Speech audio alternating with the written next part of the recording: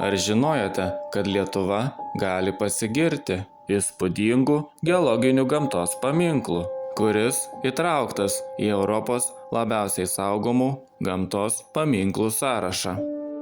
Velnio duobės gylis maždaug 40 metrų. Kaip susiformavo duobė, nėra tiksliai žinoma. Teigiama, kad duobę suformavo ledynas. Taip pat yra ir kitų versijų, kad Velnio duobės kraterį išmušė čia nukritęs meteoritas. Kraterio skersmuo maždaug 200 metrų.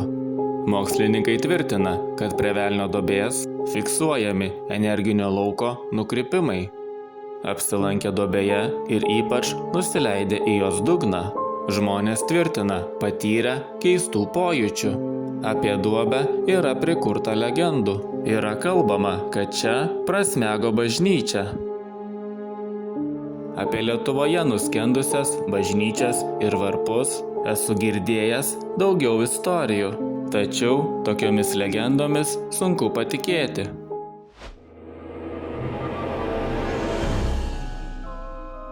Visgi pasaulyje yra bažnyčių, kurios yra vandenyje. Tokių vaizdų galite pamatyti Vokietijoje. Po vandeniu yra ne tik bažnyčia, bet ir pastatai. Panašu, visas kaimas. Tai tikrai įspūdingi vaizdai.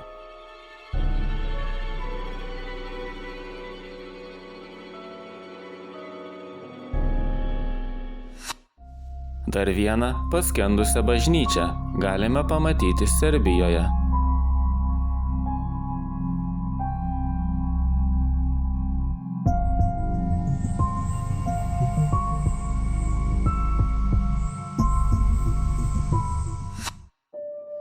O dabar sugrįžkime į Lietuvą, nors čia, ko gero, ir nepamatysite nuskendusių bažnyčių, tačiau kryžių ir Marijos skulptūrą galite pamatyti.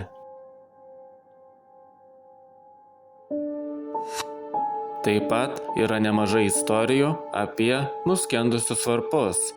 Legenda pasakoja, kad didžiausiame Žemaitijos ežere prieš maždaug 300 metų nuskendo varpas. Apie pradingusį varpą 2007 metais buvo sukurtas dokumentinis filmas. Narai intensyviai ieškojo prieš maždaug 300 metų nuskendusio varpo, kuris buvo gabenamas žiemą iš Karaliaučiaus į Platelius.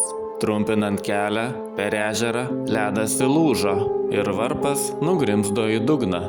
Vienas naras aptiko metalinės konstrukcijas, kurios galėjo būti nuskendusio varpo įtvirtinimai, gabenant jį tolimą kelią. Taip pat norėčiau paminėti apie Anykščiuose iškastą varpą, ant kurio matėsi lotyniškas užrašas, kuris buvo skirtas Anykščių klebonui. Spėjama, kad varpas pagamintas 18 amžiaus antroje pusėje. Ačiū Jums už dėmesį ir laukite kitų istorijų.